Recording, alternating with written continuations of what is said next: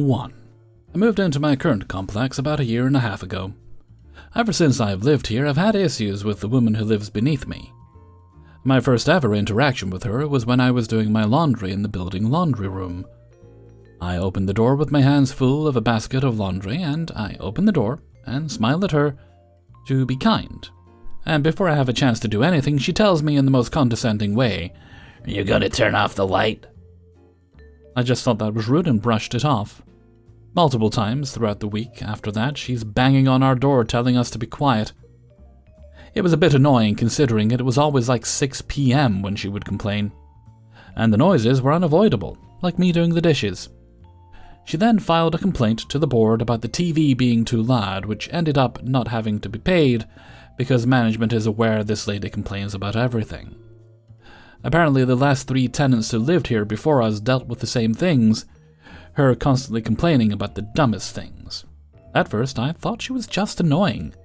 Next thing I know, my dad is on his way to work and she blocks him from leaving the building and talks to him about how Jesus is returning and he needs to save his soul, as well as mentioning something about the mark of the beast. About a month later, I'm literally on my way to my organic chemistry final, and she finally runs up the stairs after me and tells me I need to stop walking my dog through the back door because she likes to sit outside and read her Bible and keep her dog outside who is reactive. I told her that sometimes I will be walking my dog in the back because there's more grass back there. The front door just leads to the parking lot. I tried to be kind, but eventually I just kind of snapped and was like, okay, I don't have time for this, I need to leave. Keep in mind, this was like 1 year ago. I now never walk my dog out the back door because of what happened, and in hindsight I probably could have just gone through the front. I just was new to the place and didn't know any paths to walk my dog in the morning. Anyway, so one day I'm running behind and need to walk my dog. And the second I open the back door, her dog jumps out, not on a leash, and attacks mine. She just kind of stood there and stared at me while I was panicking trying to separate the dogs. I didn't even say anything to her after because I was in so much shock. Luckily my dog wasn't hurt too badly, she just got bitten in the ear, which healed quickly. At this point I do everything in my power to avoid this lady. If I see her walking out the building, I wait to leave until she's gone. A couple of weeks after I go to walk my dog, and once again her dog pounces out and attacks mine. She starts yelling at me because I'm apparently not allowed to use the back door, but shouldn't it be her responsibility to control her dog? The back property of the condo isn't her backyard, so her dog should be leashed. And so many other people walk their dog in the back as well. Instead of just being quiet this time, I told her that she needs to learn how to take control of her dog. Anyway, so I obviously learned my lesson to not walk my dog out the back anymore, and to stick to the front door. Even after sticking to the front door, she decided that she's allowed to walk her dog through the front door as well. Not saying she isn't, but it's just a bit ironic to ban me from the back door, only to walk your dog out the front as well. This time it was the middle of winter, and I had already slipped on the ice like 3 times. Kind of irrelevant, but I was just already not feeling great because of that. I go to the front door to get into my building, and she's just waiting from inside with her dog and stares at me saying nothing, with a really smug expression on her face. Her dog is barking and growling at mine through the glass. The door has glass panels, and scratching at the door non-stop. I say to her, can you please go back inside for a minute so I can take my dog upstairs and then you can go? She keeps staring at me all smug and starts talking to her dog instead of me. She's like, Tracy, she's violent. Come on, Tracy, she's violent. This goes on for like 5 minutes. It's literally freezing. I just want to get back inside. She's not even pulling her dog back on the leash. She's just standing there talking to her. Anyways, eventually I'm able to get back inside. Another day, I'm grabbing my load of laundry from the dryer and she opens the door and just stares at me. Then she says, what kind of games are you playing? I tell her I'm just trying to grab my laundry. Then she says, you want to play games or what? I told her to please leave me alone, and she just stood there and stared at me for another 5 minutes. I was beyond creeped out. Then she left and turned off the light with me in there. I was so creeped out I just stayed in the laundry room for like another hour and called my sister. I don't think she would actually try to hurt me, and it's pretty clear she's mentally unwell, but is still very uncomfortable living in a place where I feel on edge every time I leave my apartment. She's also very religious and pushes that on everyone all the time. And one time, I held open the door for her because I thought maybe it would settle the tension. But instead, after I do that, she yells at me to turn to Jesus and save your soul. More recently, I was walking my dog out the front door, of course, and I'm on the sidewalk by the street, headed back to my building, and she's driving by me. She doesn't even look at the road, has her head fully turned and is staring at me. She makes an abrupt U-turn back into the building parking lot, so I decide to turn around and keep walking. After 5 minutes, she drives back out of the parking lot and goes wherever she was planning on going before she saw me. There's a chance maybe she forgot something and needed to grab it, but I felt so uneasy and was paranoid. She only did that so she could wait for me and say some more crazy crap. The most recent complaint she had was that there was constant humming noise.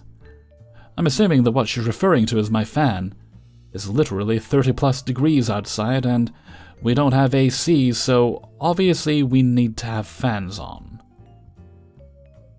Just today, I was chilling in my bed and was watching a YouTube video on my phone, and she starts banging on the ceiling so hard my floor shakes. I'm sorry, but I'm not putting in headphones for a YouTube video I'm watching on my phone when I'm by myself in my bedroom.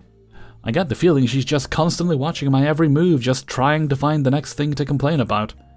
And her constantly complaining about the noise is very frustrating because her dog has been outside all summer barking for hours on end. I get that being downstairs is annoying. There's another floor above me and the people are pretty loud sometimes as well. But in my mind, I just think, well, people live there. And sometimes life makes noise. I've never thought to complain about someone to building management because of that, and she's always banging on the ceiling, to the point of shaking the floors. That is definitely more of a disturbance than my fan, TV, or a YouTube video. I also forgot to mention we don't watch TV anymore to be less loud. My dad will watch Netflix on the computer instead with headphones on. But most of the time, we aren't even home. I'm either at school, walking dogs, I'm a dog walker, at the gym, or sleeping. When I'm home, I really just lay in my bed or clean. Anyways, this was a very long rant. Thanks for listening if you did. It's important to mention this woman clearly has mental health issues. I'm no psychiatrist, but I'd say schizophrenia, if I had to guess. She's posted notes on her own door which state to stop breaking into her apartment to steal food. Also, like I said before, other people had issues with her. One time, I came home and there were 2 posters up on the front door and on her door saying, "Dear lady in apartment, stop watching us through our windows with your dog. You're a creep and this is predatory behavior." I really wanted to know who posted that so I could rant to them about her. To cope with all this, I generally just avoid her. It served me well most of the time, except for those few instances. I never walk my dog or leave the building if I see her also leaving, and instead will wait for her to leave. I also just try to laugh it off and try to view it as entertainment. When she tells me to save my soul, it's funny to me. But when she glares at me while driving and makes a U-turn or corners me in the laundry room, then I start to get really scared. I'm not afraid she would hurt me. She's a very thin older lady, probably in her 60s. How would you deal with a neighbor like this, or have you dealt with a similar situation? Also, I should note the whole laundry room incident really creeped me out, so my dad called the police. A bit dramatic, I thought, but better safe than sorry, I suppose.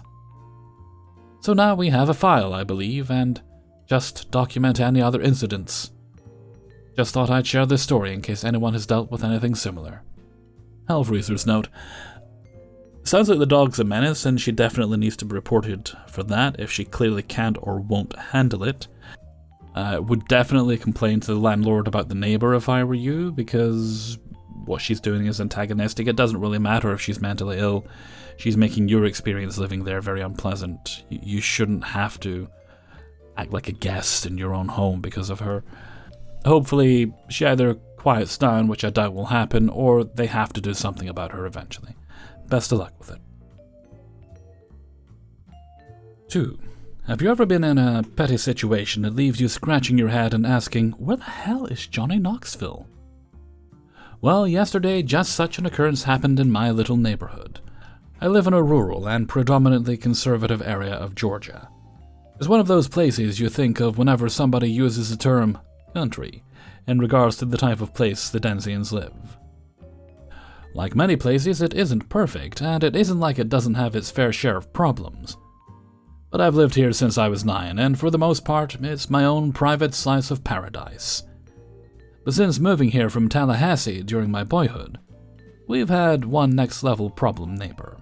He goes by the name of Frederick. Not Fred, not Freddy, Frederick. God help you if you should call him anything other than his stuffy government name. In what amounted to what was roughly the first 3 months of my family living in this area, we would learn that the man had a bit of a reputation. For instance, his now ex-wife used to date his brother. My dad and a couple of his co-workers were at a bar one night when they heard him drunkenly bragging to one of his equally sketchy friends about how he had gone out of his way to break them up so he could marry her. He broke the driver's side window of his neighbor's truck because he was parked ever so slightly on his property line.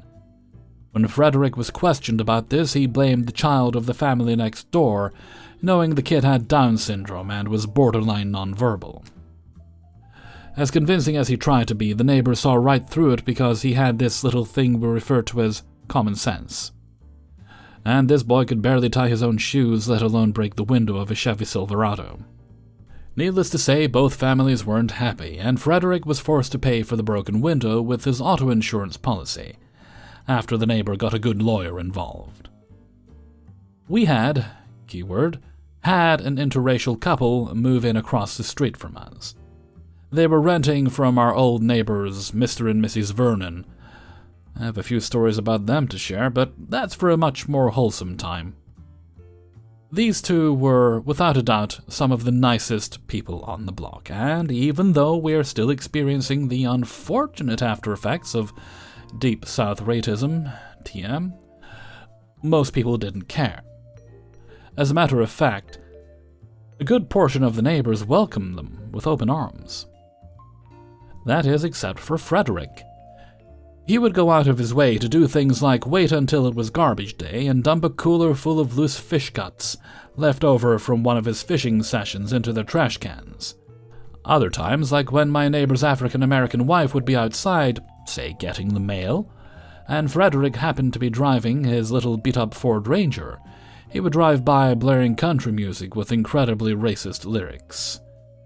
Upon discovering they were expecting, the younger couple decided it would be best to pack up and move, because they couldn't bear the thought of having a neighbor like him in the neighborhood while they were trying to raise a biracial child. I don't know where they ended up going, but my family and I were among the people sad to see them driven out by such a reprehensible piece of human garbage. The real kicker is that the rest of his family are the salt of the earth. None of them are anything like him. And after he pulled that stunt with his brother's girlfriend, most of them had nothing to do with him. Now, the man was lucky if he got invited over to Thanksgiving dinner, let alone the time of day for most of them. Miserable human being, that's for sure, and that's how it stayed for a while. A few years ago, the Vernons passed away. A few years apart from one another. Mr. Vernon had dementia, and Mrs. Vernon more or less died from a broken heart after her husband's passing. They had no family to speak of, and so the county put their house up for auction once they were able to do so. Big surprise, Frederick ended up placing the highest bid for the property and purchasing the house. Initially, he was going to let his wife move in because they were finally getting to the point where they couldn't stand to be around one another. But one thing led to another, and the house just sat vacant, becoming more and more of an eyesore as time went on. He still paid the property taxes while he figured out what he was going to do with the place, when somebody stepped in and told him he either had to sell the house or fix it up because it was bringing down property values. So this is where the event in question comes into play. It's pretty common knowledge that even though the man is as racist as the day is long, he'll go out of his way to hire what he assumes to be illegal immigrants to do any kind of work, In his mind, he doesn't have to pay them very much. During one particularly horrific storm, the roof to his house was catastrophically damaged and in desperate need of repair.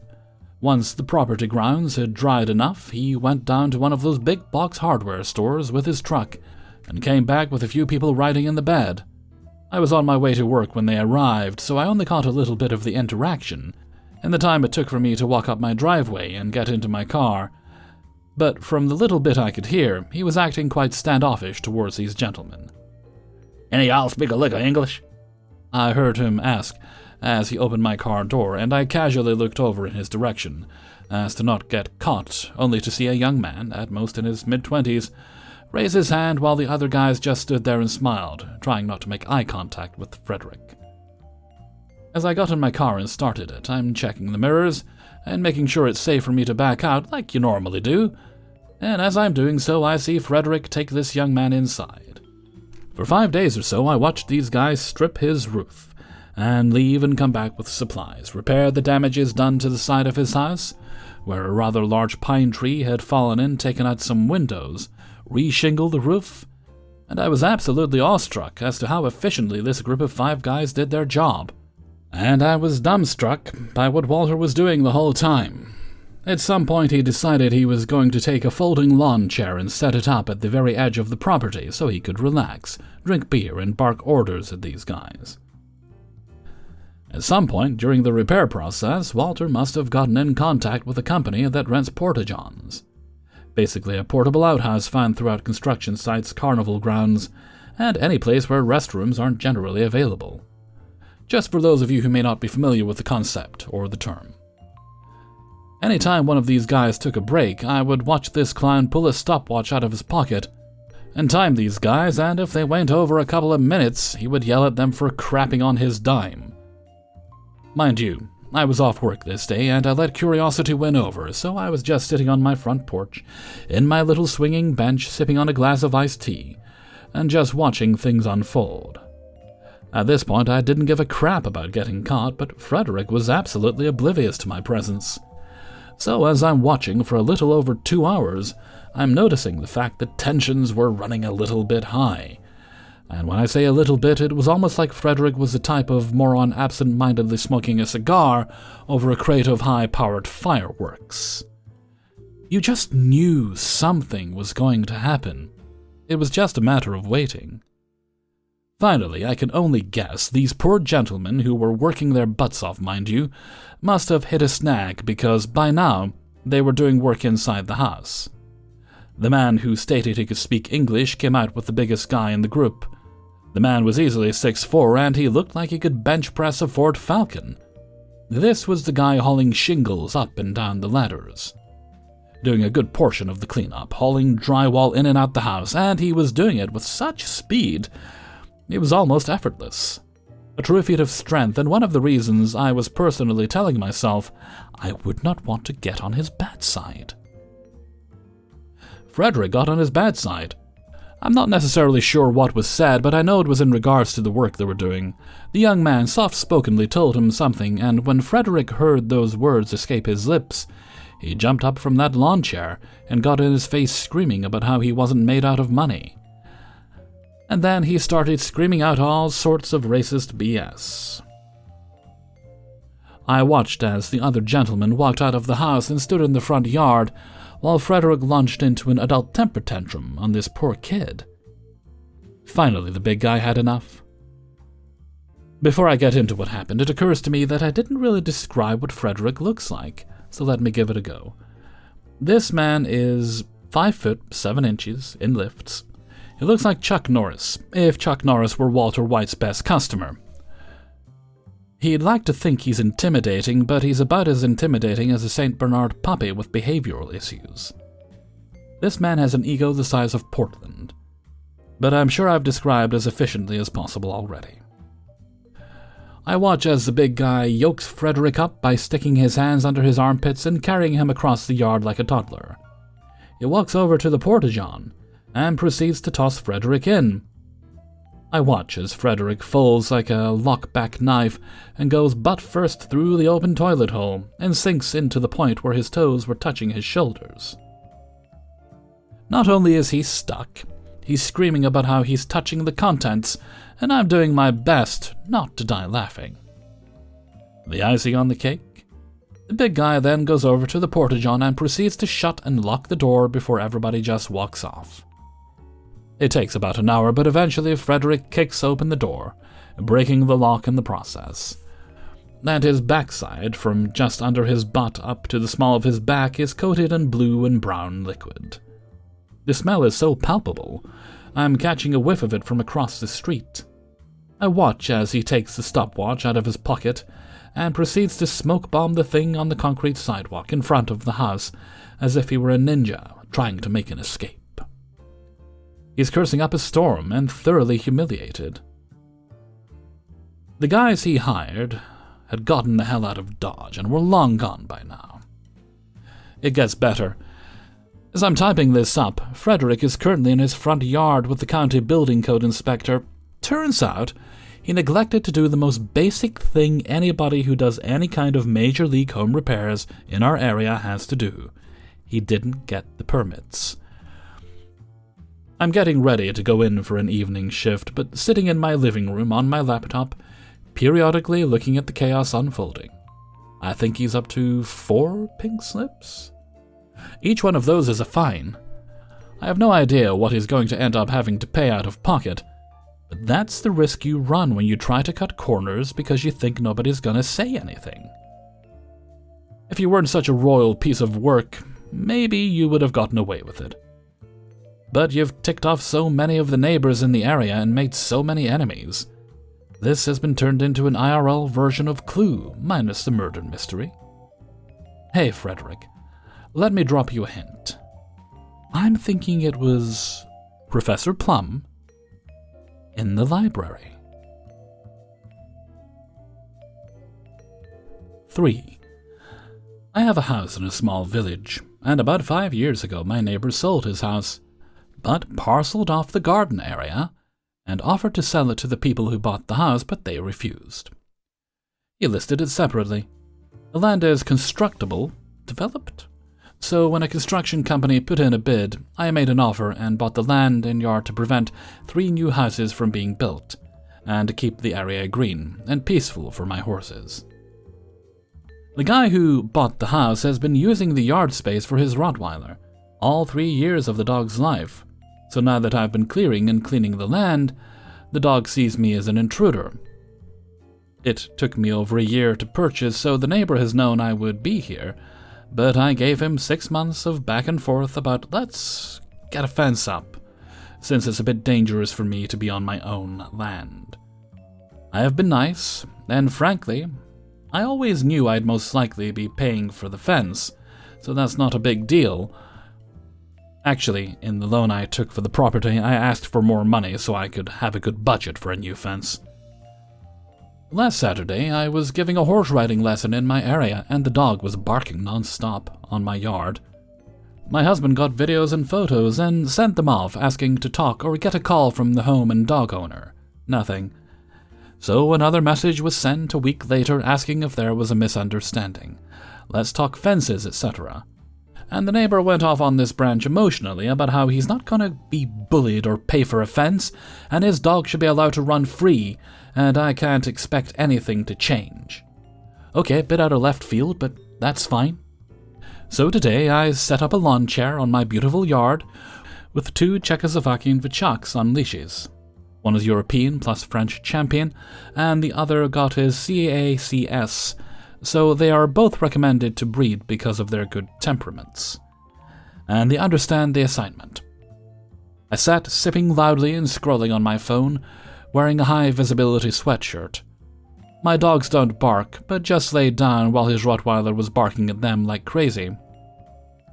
And the wife of the homeowner was trying to recall them. Nothing happened, but it was quite a spectacle.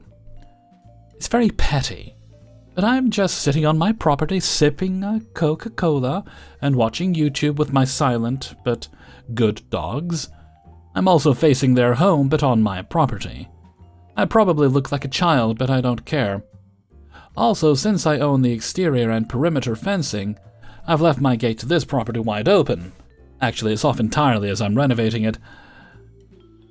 Luckily, the dog never goes that far. I wouldn't risk an animal because of a dumb owner. Another kicker? My lawyer said to make sure the neighbor's dog is registered at the mayor, obligation in my country, since it's a Category 2 guard dog.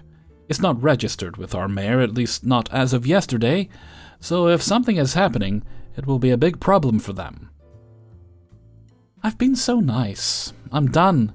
Just going to use my land as I see fit, and they need to be responsible for their own stuff. My next step will be taking down more of my fencing, maybe even along a busy road, but if you're going to be a jerk to me, and keep letting your dog exploit my land and bark at me aggressively, then I guess it's every man for himself. Oh, and by the way, I've already gotten 6 estimates for fencing, all with the expectation that I pay majority, and the homeowner has dicked me around for 6 months saying he has a friend who can do it for cheap. Oh no, friend is on vacation, etc., etc. So my estimates all expired.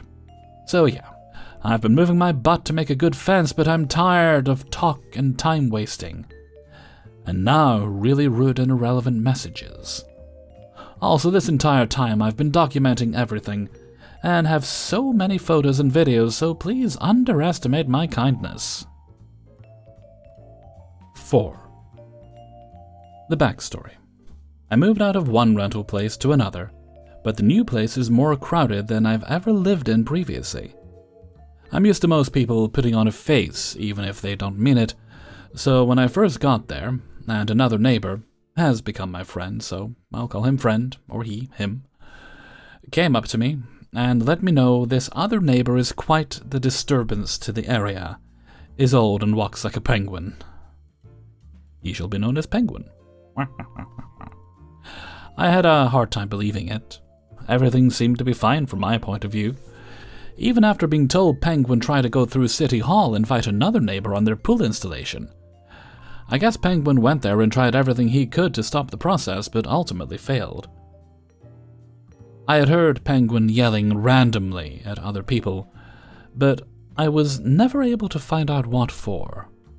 Up until a few months ago, I haven't had any issues with Penguin, and he started blocking the driveway on my girlfriend when she was trying to get to work.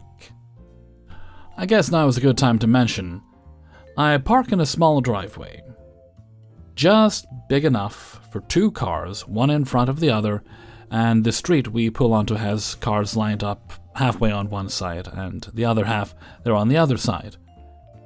This street is so small, only about 5 or 6 cars can park here at a time, and the driveway we park in adds 2 more cars. The neighbor's driveway is across the street, so we usually just pull across and back out at an angle, since his driveway is big enough for 3 cars. One is a tiny shed and the other is outside, but there is more room since my cars are smushed together by the house and a stone wall.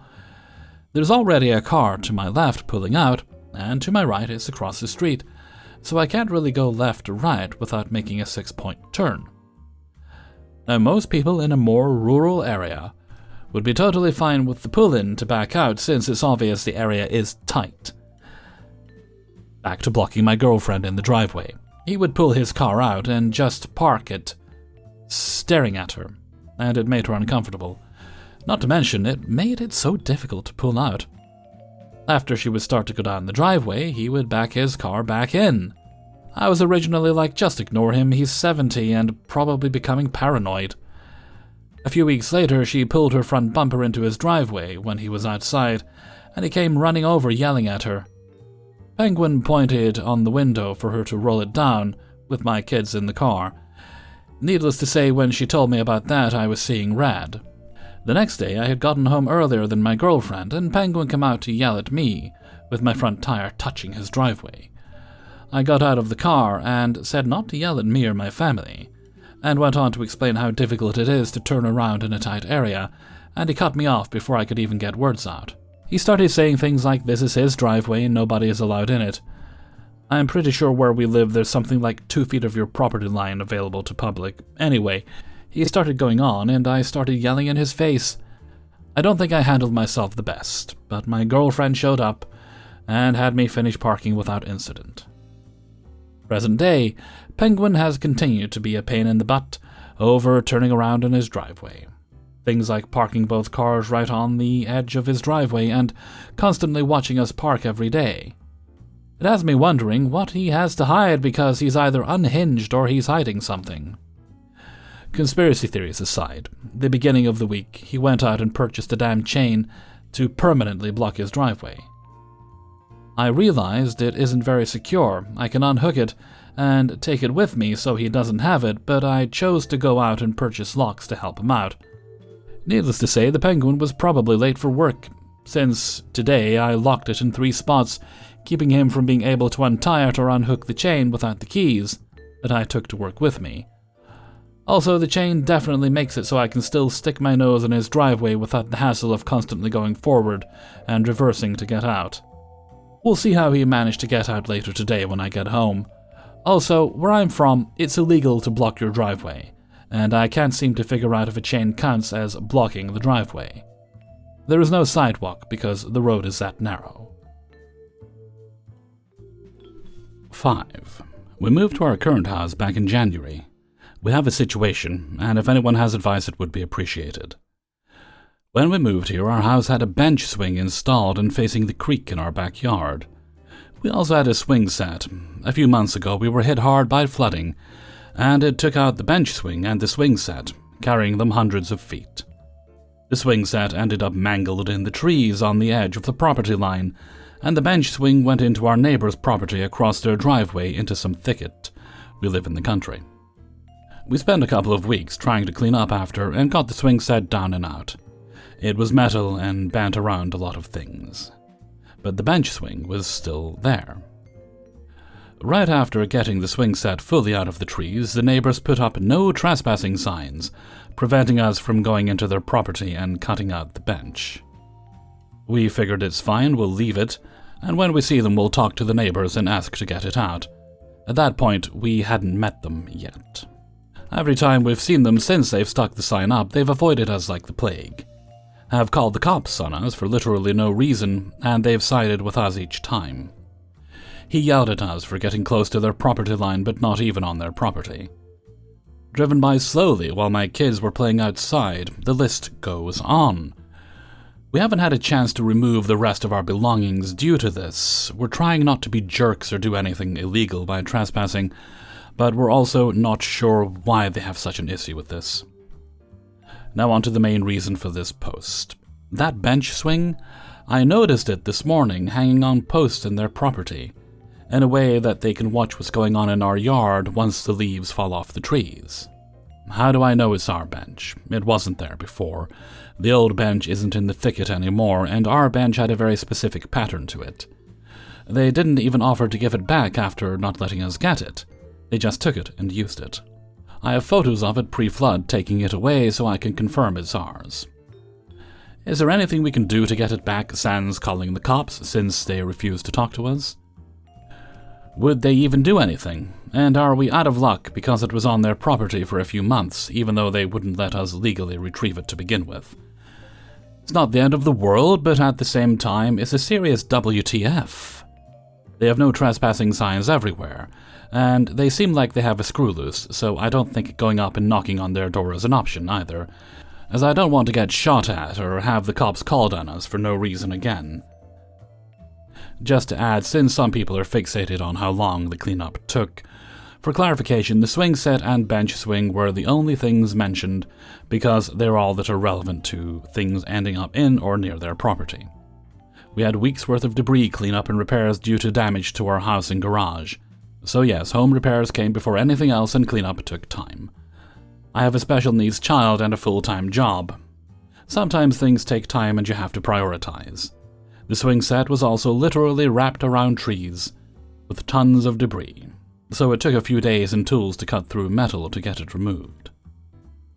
We had a lot of items end up in our yard that didn't belong to us that we immediately posted online to try to find the owners of because we're not dickheads, and the stuff didn't belong to us. We returned as much as we could to the people who were missing them. Meanwhile, these neighbors left the debris on their property everywhere as their house wasn't affected. Their property is still covered in untouched debris months later.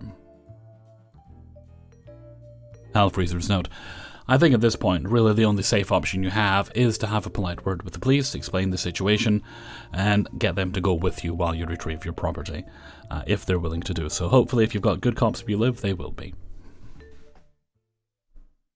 Hey everybody, Hellfreezer here, and thank you very much for listening to Naughty Neighbours, episode 14. And thank you very much to everybody who allowed me to use their stories in this video. Before you go, please hit the like button and subscribe if you haven't done so already. We also have my second channel, The John Wilkie, which will be linked for you in the description, where I do non-Reddit related content, such as my weekly news show This Week in Hell, and anything else I can think of. Okay, I don't think we have any other business today, so let's move along to Hellfreezer's question of the day. And today's question is: what's your current favorite TV show? Something new you've discovered. For me, it's actually a Netflix show called Chaos, spelled with a K. It stars, well, a lot of people, but it's got Jeff Goldblum in it, who is probably the least obvious casting choice to play Zeus ever. But he's doing a pretty good job. It's an interesting take on the character. And essentially, it's taking the Greek mythology stories and putting them in a modern world setting.